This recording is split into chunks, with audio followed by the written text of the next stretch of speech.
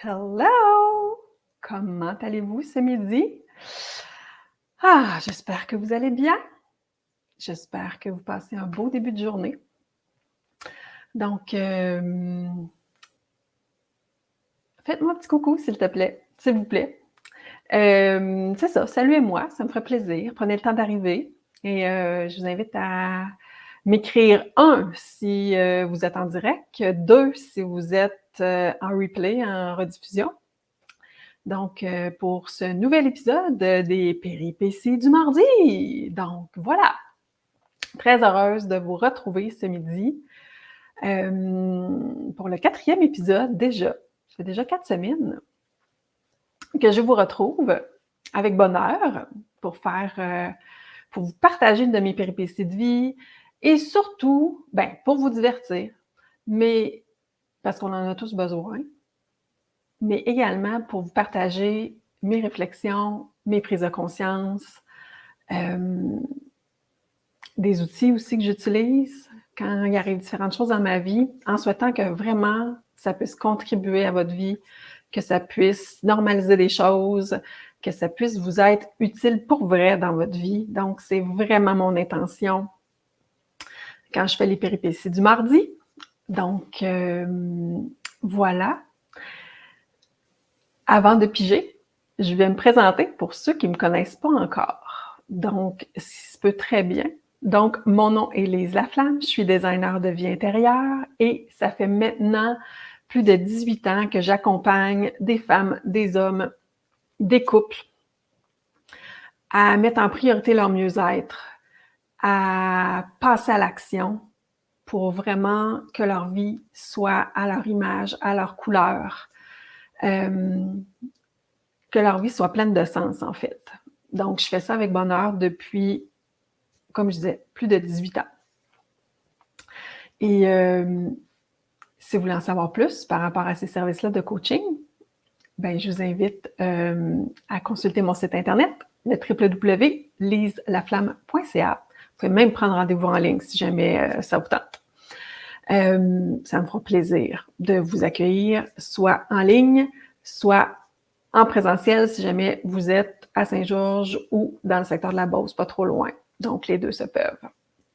Donc, n'hésitez pas si vous avez des questions par rapport à ces services-là de coaching, d'accompagnement. Vous pouvez m'écrire par courriel. Donc, c'est ça. Vous allez avoir toutes les informations sur le site de toute façon. Donc, est-ce que vous êtes gênés ce midi ou vous êtes peut-être juste pas là? Peut-être que vous allez toutes m'écouter en rediffusion. Mais n'hésitez pas à faire un petit coucou. Ça va me faire plaisir de vous saluer. Vraiment.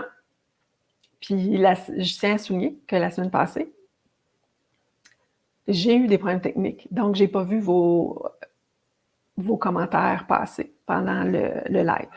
Mais c'est censé être réglé. Donc, je vais pouvoir le faire là, aujourd'hui facilement. Donc, quelle péripétie sera pigée aujourd'hui? C'est ce qu'on va savoir dans les prochaines secondes. Alors, voyons voir. Et pour ceux et celles qui s'interrogeraient à savoir suite à ma péripétie de la semaine passée, où finalement, j'ai pas pigé dans le bol la semaine passée parce que je racontais que j'ai déboulé des escaliers lundi passé et je parlais de l'anxiété qui m'a habité et qu'est-ce que j'ai fait pour mieux la gérer, pas la laisser prendre toute la place lundi soir passé. Donc, c'était ça l'épisode de la semaine passée. Sachez que je vais beaucoup mieux. Ça a eu besoin d'un petit rendez-vous chez le chiro, mais je me porte beaucoup mieux. C'est-à-dire que les blessures n'auront pas été très graves de conséquences. Donc, j'ai été très chanceuse dans cette malchance-là. Donc, voilà. Regardons, voir. OK. Définitivement, moi et les avions, c'est rarement heureux, en fait. C'est pas la catastrophe, mais c'est ça. Je vais vous raconter une des péripéties qui m'est arrivée en lien avec un vol d'avion. Donc, j'étais déjà... ça me tentait pas tant. Tu sais, quand à l'intérieur de toi, j'avais je vous mets en contexte, là. Je repasse ça. Donc, c'était prévu que j'aille rejoindre ma famille, des membres de ma famille, qui étaient chez ma sœur dans le nord du Québec, donc à Rouyn-Noranda, qui est quand même très loin de la Beauce où je suis.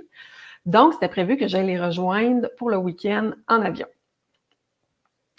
J'étais fatiguée cette fin de semaine-là. Ça me tentait plus ou moins de faire le vol et tout ça. J'avais plus besoin de me reposer. Mais bon, hein, j'avais pris l'engagement, mes billets étaient achetés, tout ça. Donc, je me rends à l'aéroport de Québec. J'avais un vol qui faisait Québec-Montréal et après ça, j'avais un vol qui faisait Montréal-Rouyn-Noranda. Donc, je me prépare et tout ça. J'arrive là, vol Québec-Montréal. Tout se déroule très bien, donc c'est pas très long, hein, ce vol-là. Et là, quand on arrive à l'aéroport de Montréal, les vols se mettent à être retardés à cause d'orages électriques. Donc, moi, dans ma tête, des vols retardés, ça arrive juste en plein hiver, quand il y a une tempête de neige ou que il faut qu'ils déglacent les ailes d'avion. Donc, tu sais, mais dans ma tête, des vols retardés en plein été, pas des choses vraiment possibles. Je connais pas beaucoup la vie, tu sais, je connais pas beaucoup ce domaine-là, j'ai pas beaucoup voyagé en avion dans ma vie, donc je trouve ça bizarre. Mais c'est vraiment à cause d'orages électriques. Donc, de moi me dire, ben, OK, un orage, ça dure pas tellement longtemps habituellement, là, hein? C'est comme une demi-heure. Donc, je m'assois, puis je me dis, bon, ben, ça va finir par passer. Et là, le vol est encore retardé. Il est toujours retardé.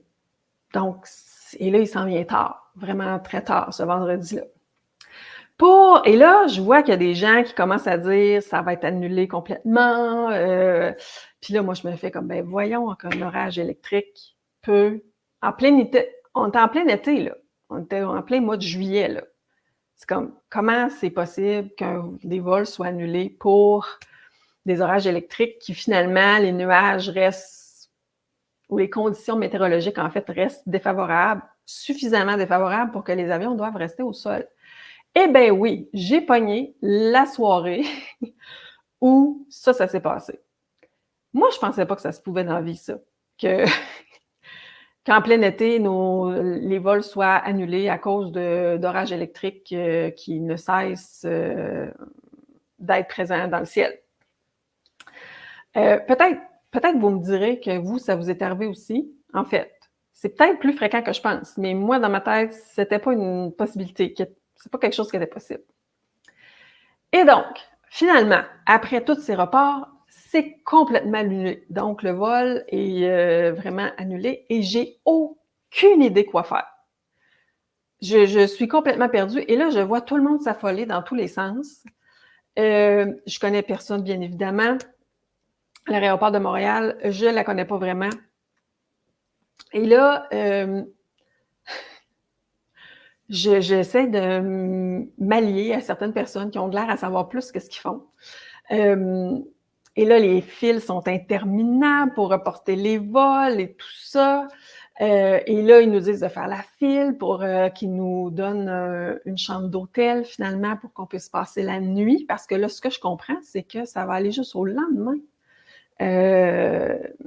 les vols, en fait. Puis ça, c'est s'il y a de la place, parce que là, tout le monde décale, bien sûr, leur vol, il n'y a pas juste le mien qui est annulé, hein, c'est tout l'aéroport, finalement, que les vols sont annulés. Donc, c'est le branle-bas de combat. Et là, moi, je vois des personnes âgées, seules, encore plus désemparées que moi, donc je tente de les aider du mieux que je peux.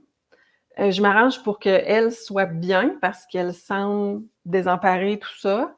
Comme je dis, encore plus que moi. Donc, j'essaie d'amener mon soutien, de les guider là-dedans du mieux que je peux. Et finalement, je me retrouve à être la dernière dans la file pour booker mon vol qui finalement s'en va comme le samedi en fin de journée. Je trouve que ça n'a pas de bon sens, mais mon cerveau, rendu là, il n'est plus capable de réfléchir. Donc, je prends ce vol-là, puis je prends ce billet-là, puis je fais comme, je verrai plus tard. Et là, par rapport à l'hôtel, on m'explique pas tant, mais on me dit qu'il y a une chambre à telle place. Bref, je comprends pas trop ce qui se passe, mais j'essaie juste de faire du mieux que je peux avec une situation qui semble complètement chaotique, puis que je me dis, hey, à un moment donné, je vais y arriver, là, c'est sûr. Donc, je me retrouve sur le trottoir à l'extérieur avec un nom d'hôtel. Et là, vous dire le monde qu'il y a sur le trottoir de l'aéroport avec les taxis, avec ce chaos total. Et moi qui était déjà fatiguée, qui veut juste aller me coucher, qui veut juste comme que ça arrête tout ça. Et donc, avec la patience, avec le temps, je finis par avoir moi-même un taxi, mais ce fut long, laborieux, mais j'y arrive et il me dirige à l'hôtel qu'on m'avait désigné finalement. Et j'arrive là. Et là, ma famille est très inquiète, en fait, parce que moi, je suis censée d'être déjà rendue à Rouen, puis tout ça. Fait que là, finalement, je les rejoins, je leur raconte ça. Ma sœur se pouffe de rire parce que c'est comme, ben voyons que ça se peut, ce qui t'arrive là. Elle sait que je suis pas très à l'aise dans les aéroports, que l'avion, j'en ai pas peur, mais c'est pas un moyen de transport qui me plaît. Je dois dire ça de même, là. Moi, j'aime ça, petite parenthèse à mon anecdote, moi, j'aime ça, mettre mes bagages dans mon auto, partir, puis c'est ça. Hein, que c'est simple de même. Puis que j'ai pas à me casser la tête avec des heures, puis d'arriver d'avance, puis là, toute cette affaire-là, là, ça me plaît moins. Je comprends que si on va aller plus loin, ça marche pas. Mais bon. Fait que j'arrive à ma chambre d'hôtel, là, c'est ça. Je suis claquée, vidée, et ma sœur rit, ma mère est bien inquiète pour sa petite fille. Puis finalement, je dis que écoute, je suis saine et sauve, j'y arrive, que je vais manger une bouchée finalement à l'hôtel, puis que ben mon vol il est prévu tard dans l'après-midi. Fait que ça va être ça qui va être ça, mais il faut dire que moi, c'était prévu que je revienne le dimanche. Fait que c'est bizarre, mais là, j'ai plus le moyen de réfléchir. Donc, j'ai fini par me coucher pour dormir parce qu'il n'y a plus de son, plus de lumière dans mon cas par rapport à cette situation-là. Et le lendemain, finalement, c'était un peu le party à l'hôtel parce qu'on se retrouve toute une gang qui était dans la même situation que nous. Là, maintenant qu'on a dormi, on en rigole, c'est léger, on s'agace et tout ça. Sauf que là, moi, dans mon fort intérieur, ça fait « j'ai pas envie ». J'ai pas envie. Déjà que mon intuition me disait « Ah, mais il semble que c'est pas aligné ce voyage-là ». Oui, j'aimerais ça voir ma famille, aller les rejoindre, parce qu'il y avait, je me rappelle plus, il y avait un événement à célébrer. Je me rappelle plus c'était quoi, en plein milieu. Ah, c'était probablement la fête à ma sœur. Ouais, c'était probablement la fête à ma sœur. Tu sais, oui, ça me tentait de vivre ce moment-là, mais le voyage me tentait pas. Je sentais pas ça aligné. Et le lendemain, je vous dirais que c'était vraiment, vraiment clair que c'était pas aligné ce voyage-là. Puis que là, de retourner à l'aéroport, puis là, de refaire le voyage, puis après ça, de revenir, ça faisait non, c'est pas ce qui me convient ici maintenant. Et donc, j'ai pris mon courage et j'ai contacté ma famille pour leur dire que finalement, ça allait pas être ça. Hein? J'ai affirmé que ça allait pas être ça cette fois-ci, que j'avais besoin de retourner chez moi, puis finalement, profiter du reste du week-end pour me reposer, pour prendre soin de moi, puis que j'allais être avec eux en pensée, qu'on allait pouvoir s'appeler ce soir-là pendant la fête, qu'il y avait d'autres possibilités, en fait, pour être présent d'une certaine façon avec eux, mais que ça allait pas être ça, que ça allait pas être un voyage pour aller les rejoindre physiquement à travers ça. Alors oui, au lieu de prendre un taxi le lendemain matin pour me rediriger vers l'aéroport, j'ai pris un taxi pour m'amener au terminus d'autobus pour que l'autobus m'amène à Québec, où était ma voiture à l'aéroport, pour finalement revenir en Beauce cette fois-là. Alors, qui, parmi vous, vous êtes fait annuler un vol en plein été? Y en a-tu que ça vous est arrivé? Je sais pas. En tout cas, j'ai bien hâte de voir. Si vous avez des histoires comme celle-là, là. Puis, tu sais, moi, avec les aéroports, comme je dis, là, c'est pas heureux. Je sais pas. C'est rarement que ça se déroule rondement, facilement. Mais cette fois-ci, c'était vraiment. En fait, je croyais pas ça possible. C'est pas extraordinaire, là. C'est pas une affaire. Sauf que, c'est ça. Tu fais, voyons. Voyons que ça arrive. On est l'été.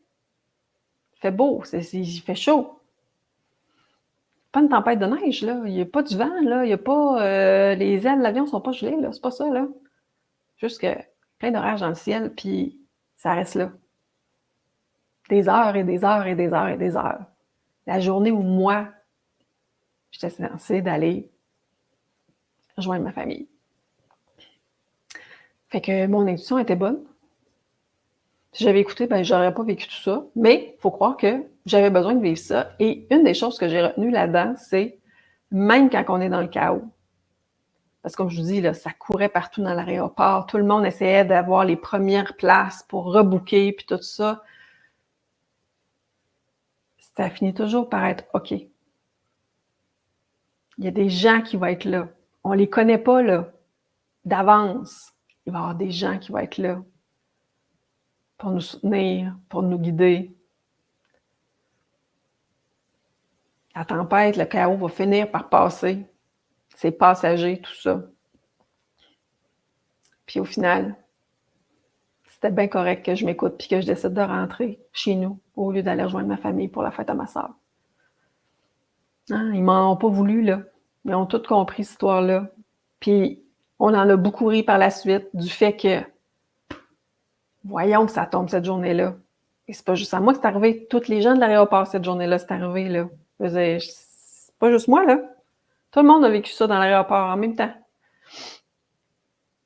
Et le fait qu'on vive tout ça en même temps, ça nous a amené à être solidaires. Ça nous a amené à nous entraider.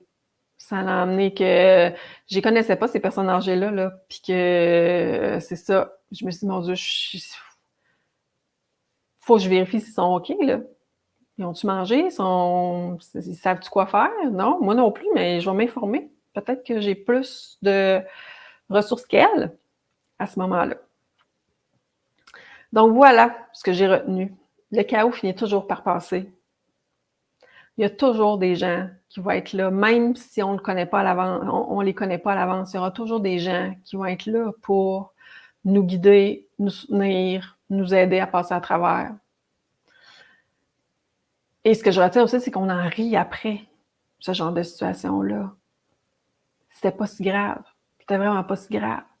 Mais Moses, qu'on a ri le lendemain matin, tout le monde dans le restaurant de l'hôtel à se raconter ça, puis tout le monde avait sa petite anecdote à rajouter de qui avait eu les meilleures places, tout ça, là. Tout ça qui a été joyeux au final, à travers ça. Moi qui, dans l'autobus, appelle ma meilleure amie à Québec, qui fait comme « Tu sais pas ce qui m'est arrivé! » Puis là, qu'on en rigole aussi à travers ça. Fait que voilà. C'est ça que j'ai retenu de ça. Fait que, est-ce que vous aussi, vous vivez du chaos? Assurément. Est-ce que vous avez déjà perçu que ce chaos-là, il y a toujours quelqu'un ou il y a toujours quelque chose qui se passe qui fait en sorte qu'on n'est jamais seul à le vivre, ce chaos-là? Bon, à moins qu'on s'enferme dans notre chambre et qu'on laisse rentrer personne, là. Mais qu'habituellement, il y a toujours quelqu'un qui est là. Puis moi, je sais que pour les clients en coaching, des fois, c'est moi la personne vers qui ils se dirigent pour ne pas être seul à travers ça. Puis ça me fait un grand plaisir de les accompagner, de les éclairer, de les aider à se réaligner par rapport à une situation bien précise. Fait que c'est ça ma péripétie. Est-ce que j'aime beaucoup prendre l'avion? Pas tant encore. Est-ce que dans ma tête, des fois, je me dis, OK, là, j'ai ça de booké, qu'est-ce qui va arriver? Ben oui, un peu, quand même. Mais je me souhaite toujours que ça se passe bien. Mais maintenant, je suis plus consciente qu'il y a plein de choses qui peuvent arriver, que c'est OK. C'est OK que ça arrive. Ça a-tu été chouette sur le coup? Pas en tout. Mon Dieu, non. Ça n'a pas été le fun, là. D'être prise au dépourvu, pas savoir quoi faire. Il y a eu plein de choses là-dedans, là. Ça a été de la boîte pendant, là. Mais on a passé à travers. Toute la gang. Puis on s'est entraînés à travers ça. Fait que voilà pour ma péripétie d'avion. Sachez qu'il y en aura d'autres par rapport aux avions que je vais piger éventuellement. Parce que c'est pas la seule qui m'est arrivée. je vous l'ai dit, j'ai pas beaucoup voyagé en avion dans ma vie, mais mon ratio imprévu à l'aéroport versus le nombre de vols total que j'ai fait, il est quand même assez élevé comme ratio, je vous dirais. Bref, ça fait faire quelques péripéties supplémentaires à vous raconter. J'avais aussi envie aujourd'hui de vous partager une situation qui est arrivée hier. Puis que hier, ben c'est ça. J'ai pas eu l'occasion, en tout cas, les choses se sont précipitées, puis finalement, ça n'a pas fonctionné. Je voulais vous faire un live hier à ce sujet-là, puis là, finalement, je vais vous le dire aujourd'hui, ce qui s'est passé. Hier matin, j'ai reçu un client en coaching. C'est quelqu'un que j'avais vu juste 2 fois. Donc, c'était notre 3e rencontre. Et cette personne-là, quand on s'était laissé à la 2e rencontre, je le sentais pas satisfait, pas en tout. J'avais l'impression que ce que j'avais fait avec lui, il n'avait pas trouvé ça utile, qu'il doutait de l'efficacité du travail qu'on avait fait durant cette rencontre-là. J'avais appliqué une technique pour désamorcer son stress, l'anxiété par rapport à une situation bien, bien précise. Et je sentais une technique qui est plus énergétique et je sentais beaucoup de doute, de doute, pas de méfiance, c'est vraiment plus le doute. Doute que ça ait donné quelque chose vraiment de valable, doute que, c'est ça, que ça ait été efficace, que ça ait fait évoluer sa situation. Fait que, puis tout son non-verbal disait ça à la fin de la 2e rencontre. Fait que c'est sûr que quand ça arrive, parce que c'est bien évidemment des choses qui arrivent, je me questionne à savoir, bon, est-ce que j'aurais pu faire autre chose? Qu'est-ce qui explique ça? Mais en même temps, quand on fait vivre des expériences aux gens, ça brasse plein d'affaires. C'est pas toujours confortable. Fait qu'ils sortent pas des séances en gambadant tout le temps, là. En fait, rarement. Ça arrive, mais c'est pas toujours ça. Loin de là. Fait que là, je me suis dit, probablement que je le reverrai pas. C'est OK. Peut-être que je suis pas la coach qui lui convient. Peut-être que ma façon de travailler lui convient pas. Puis c'est OK. Après 18 ans, ça fait longtemps que j'ai compris que je conviens à certaines personnes et pas du tout à d'autres. C'est parfait comme ça. Je suis en paix avec ça, vraiment. Et je le dis aux gens, dès notre première rencontre, si je vous tape sur les nerfs, si vraiment le courant passe pas entre nous, c'est OK. C'est OK que vous vous dirigez vers une autre personne. Vous sentez-vous libre. Faites-vous confiance dans qui vous allez choisir pour vous accompagner. C'est précieux, là, cette démarche-là. Vous vous confiez dans vos vulnérabilités, vous partagez des pans de votre vie pour lesquels vous avez des difficultés, que vous n'êtes pas tellement fiers, parfois que vous ressentez de la honte. C'est un immense privilège de recevoir ces confidences-là,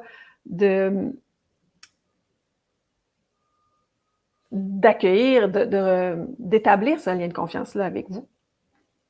Donc, là, je me disais, ben, OK, peut-être que je suis pas la bonne personne pour lui, puis c'est bien correct, tu sais.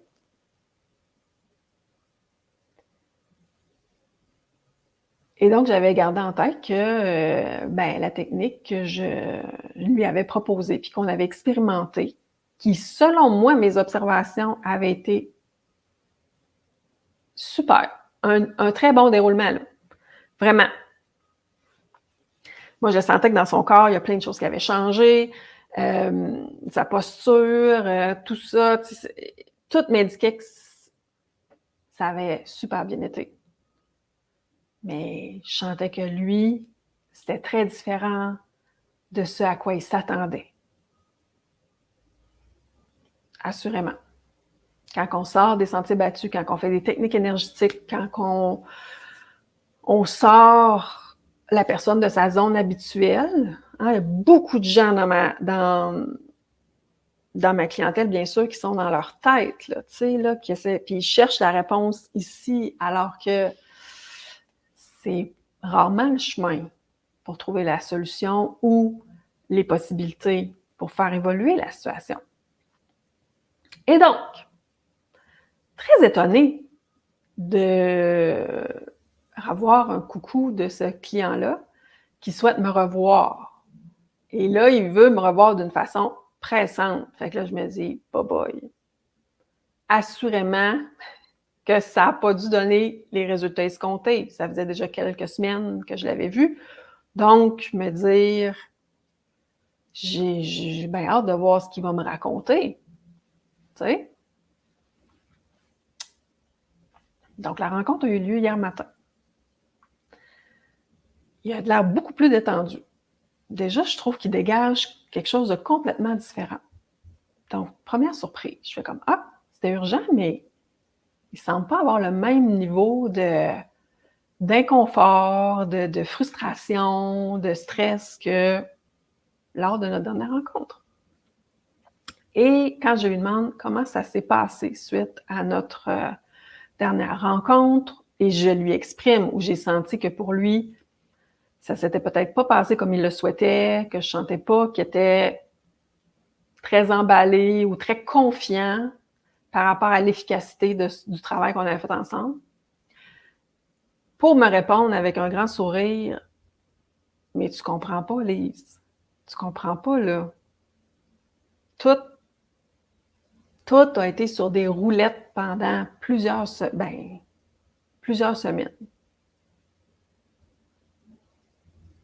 J'avais plus le stress, j'avais plus le manque de confiance, j'avais plus... Tout était redevenu comme il le souhaitait. Il m'a dit, je sais pas c'est quoi cette technique-là, là, mais wow! Ça a vraiment super bien été. Et là, je me dis, combien de fois on se fait piéger en ne sachant pas l'impact réel que ça a eu. Et dans mon métier, c'est un peu quelque chose qu'on doit apprivoiser. Le fait qu'on a rarement les résultats, où on nous informe rarement des résultats concrets que les rencontres ont eus sur la personne. C'est rare, là. Ça m'est arrivé qu'il y ait des clients qui m'écrivent un courriel ou qui m'appellent pour me dire merci ou voici ce qui continue d'évoluer ou ce qui a changé concrètement. Donc oui, bien sûr que ça m'est arrivé, puis c'est la plus belle paye du monde quand les gens osent faire cette démarche-là et me le partager. C'est un immense cadeau à chaque fois. Mais la plupart du temps, les gens, quand ils commencent à se sentir mieux, ils ne viennent plus nous voir. Donc, on ne sait pas réellement à quel point c'est venu influencer leur vie positivement. Qu'est-ce que ça a changé concrètement? Mais là, moi qui avais retenu ou qui avait eu une perception assez bof-bof de comment ça s'était passé. Puis, tu sais, 2 rencontres, c'est pas beaucoup, là. Donc, je me disais, ouais, OK. Pour lui, ça n'aura pas été ça. Alors que c'était tout faux, là. C'était pas ça. J'avais pas reçu de nouvelles parce que tous ses objectifs avaient été atteints. Retrouver ses pleines capacités, retrouver sa confiance, retrouver de la fluidité dans ce domaine-là de sa vie, de tout ça, là, ça s'était tout transformé. Puis il me racontait ça, là, avec les étoiles dans les yeux, puis un beau sourire, puis il était vraiment comme « wow ». Puis là, il venait me revoir à cause qu'il s'est passé quelque chose de nouveau dans sa vie. Hein, j'ai envie de dire qu'il a retrébuché un peu par rapport à une situation particulière. Puis là, il se voyait retomber dans des habitudes qu'il savait ne pas être adéquates pour lui. Donc, voulait mon coup de main pour finalement l'aider à rechanger cette direction-là et d'ancrer profondément en lui ce qui était mieux pour lui. Et donc, il m'a redemandé la technique. Il a fait, est-ce qu'on peut l'appliquer à ça? Est-ce que ça marche, Lise? Ouais, on peut le refaire. Puis j'ai dit, sais-tu quoi? La dernière fois, la technique, ça a pris quoi? 30-35 minutes à faire? J'ai dit, là, des bonnes chances que ça en prenne 15, 20. Ça fait pas de promesse, là. Il y a des bonnes chances que ça se passe. Puis que les résultats se produisent encore plus rapidement. Parce que je sais que maintenant, tu réponds bien à ce genre de technique énergétique-là. Donc, il n'y a pas vraiment de raison pour laquelle que là, ça se passe pas bien. Alors, il est parti, tout calme, et cette fois-ci, tout confiant de la rencontre. Et on s'est dit, à peut-être une prochaine fois, puis peut-être pas. Hein? Comme j'ai à tous mes clients, je vous souhaite que ça continue de bien aller. Je vous souhaite que vous surfiez sur ça très longtemps. Maintenant, la vie étant ce qu'elle est, avec tout ce mouvement-là, avec des hauts, des bas, des stresseurs, des défis et tout ça. Donc, voilà. Mais je lui ai dit, si jamais ça ne se passe pas comme tu le souhaites ou qu'il y a un nouveau défi ou une nouvelle embûche, tu sais où me retrouver. Et ça, c'est merveilleux. Et ça, les gens ignorent souvent ça. Que les shifts de prise de conscience, d'habitude, peuvent se faire rapidement avec certaines techniques. Et je ne suis pas en train de dire que la technique règle tout, puis que c'est la recette miracle. Je ne suis pas en train de vous dire ça. Je suis en train de vous dire que maintenant, il existe des outils formidables avec lesquels on peut arriver, dans certains cas, à des shifts importants et rapidement et de façon durable. Ça existe maintenant. Il faut le savoir. Ça n'enlève pas l'importance d'apprendre à se connaître, qui va toujours être la base. Connaître vos valeurs, ce qui est aligné pour vous, connaître vos limites, vos besoins, vos rêves, tout ça là. Apprendre à se connaître, ça va toujours rester un processus continu et hyper important et le plus utile que vous allez pouvoir faire dans votre vie. Parce qu'il va vous permettre de vous aligner parfaitement et de vous ajuster aussi dans votre vie à chaque instant.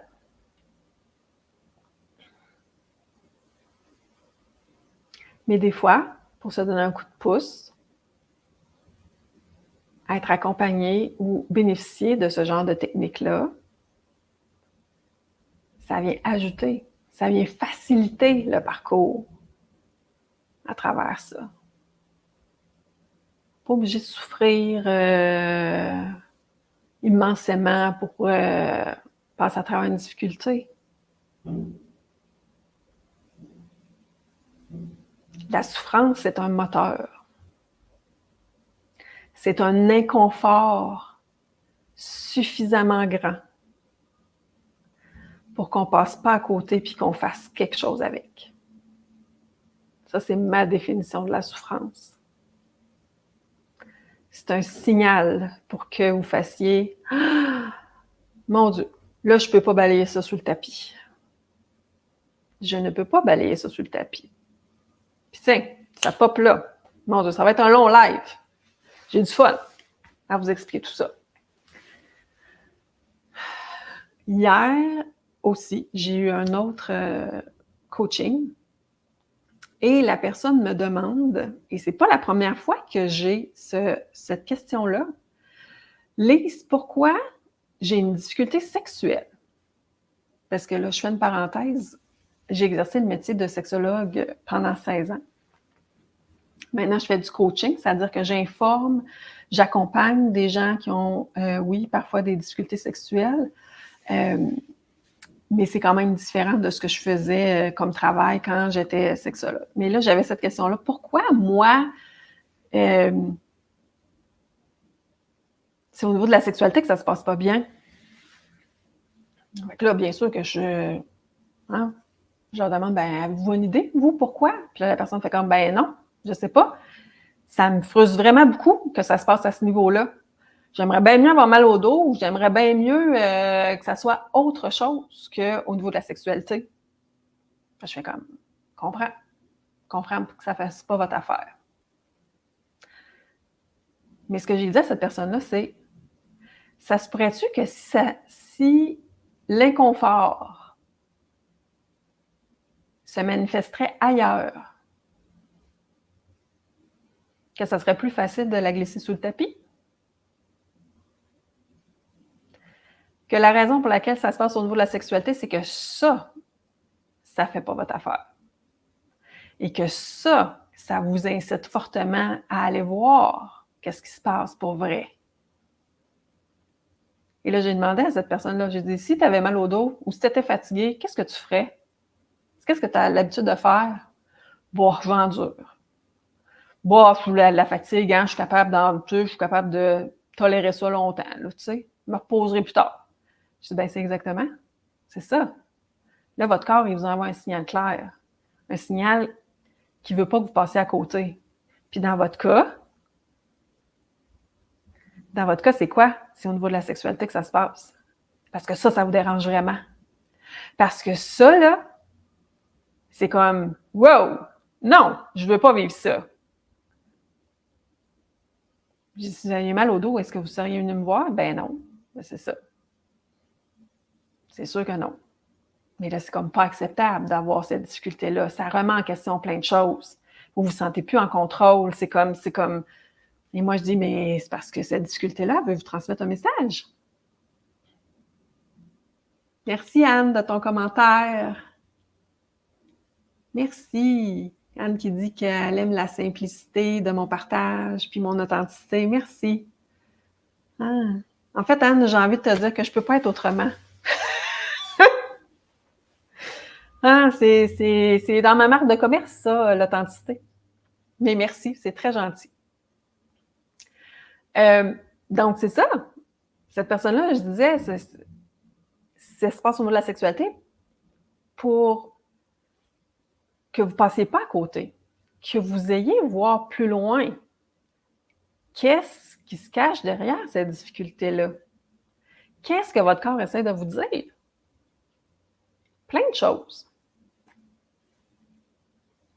C'est ça qu'on va aller voir ensemble. Puis la réponse ne sera pas la même pour tout le monde. Fait qu'on a commencé à trouver qu'est-ce qui se cachait derrière ça. Puis des affaires qui ne font pas nécessairement leur affaire de trouver. C'est sûr. Qui peuvent être confrontantes parfois. Mais ce qu'on veut, c'est une progression. Oui, faire des prises de conscience, puis après ça, progresser au rythme qui convient à chacun. C'est ça qu'on veut faire. Fait qu'il a mieux compris pourquoi ça se passe au niveau de la sexualité. C'est pas la première fois que je me suis fait poser cette question-là. Je me rappelle aussi d'un autre client, c'est ça, qui m'avait déjà dit à quel point ça le mettait hors de lui quand au niveau de sa sexualité, ça se mettait à pas bien aller. Et clairement, dans l'accompagnement qu'on avait fait ensemble, clairement, à chaque fois que cette personne-là s'exigeait trop, ne respectait pas ses limites, n'était pas honnête envers lui-même, à chaque fois qu'il déviait de son vrai chemin à lui, c'était au niveau de la sexualité que ça ne marchait plus. C'était comme son signal d'alarme à chaque fois pour le ramener, pour faire comme « Ouh, quelque chose qui ne marche pas.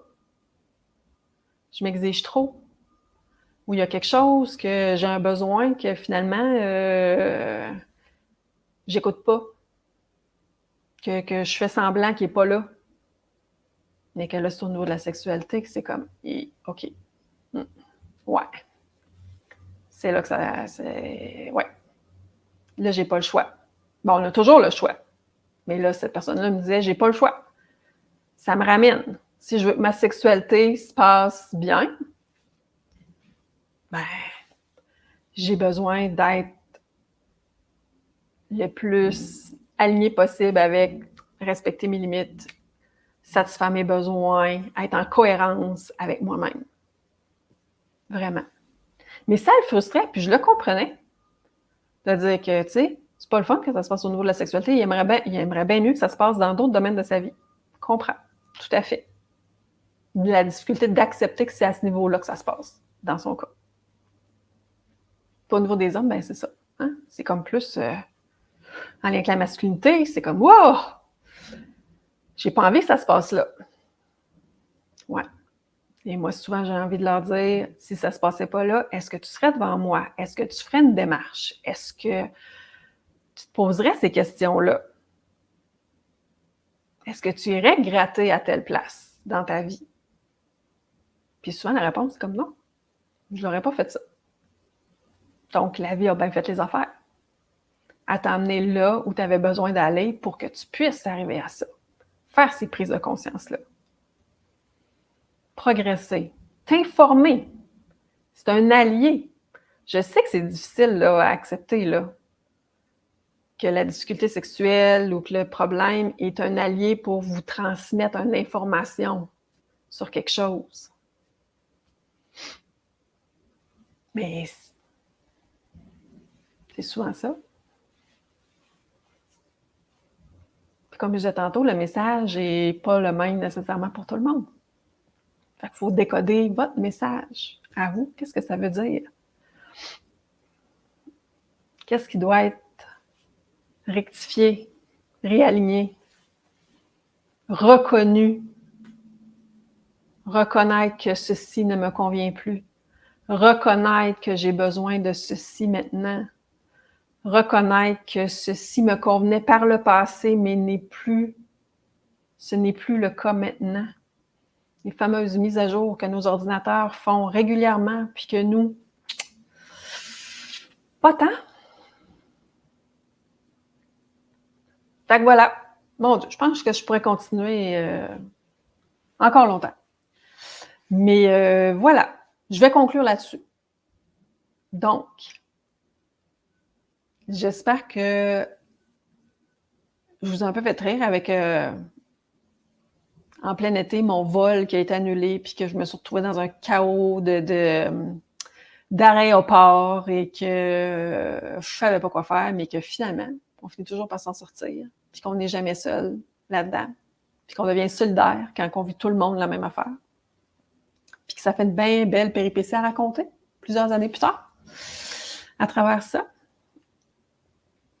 Et que ce que je vous ai raconté aussi par rapport à ce que des clients peuvent me faire vivre et ce qu'ils peuvent m'exprimer, j'espère que là-dedans, ça a pu vous être utile, ce que je vous ai raconté aujourd'hui, que vous avez pu vous reconnaître, que j'ai pu vous éclairer, que j'ai pu contribuer à ma façon. N'hésitez surtout pas, si vous avez des questions, si vous avez des commentaires, et restez à l'affût parce que demain, c'est une journée bien spéciale pour moi. Je dis ça de même, puis je dis rien. OK? Mais c'est une journée bien spéciale pour moi demain. Et je vais assurément vous faire un live demain, au courant de la journée. Et premier indice, je ne serai pas dans le décor ici. Assurément pas. Je ne serai pas ici. Je vais être ailleurs. Donc, merci infiniment d'avoir été là. Je ne sais pas si vous avez été là jusqu'à la fin de ce long live, cette fois-ci. Donc, merci. Merci de votre présence, d'avoir... Tu sais, notre temps, il est précieux, hein? Autant à vous qu'à moi, là. Fait que vous consacriez ce temps-là sur votre heure de lunch ou que vous me réécoutiez en rediffusion et tout ça, c'est vraiment wow. Je vous remercie vraiment du fond de mon cœur. Vraiment. C'est vraiment chouette de connecter avec vous autres. J'espère le faire longtemps. J'espère le faire de différentes façons, de plus en plus. J'espère qu'on va bâtir une belle communauté ensemble, puis qu'on va connecter, puis qu'on va s'entraider. J'espère qu'on va s'élever ensemble, qu'on va colorer notre vie à notre façon. Un designer de l'intérieur, comment on peut se désencombrer, comment on peut s'aligner sur ce qui fait sens pour nous, comment on peut colorer notre vie à notre façon. À très bientôt. En fait, probablement demain. Assurément à demain pour la journée spéciale. Vraiment. Merci encore d'avoir été là. Je vous souhaite vraiment une super belle fin de journée. Ciao, ciao.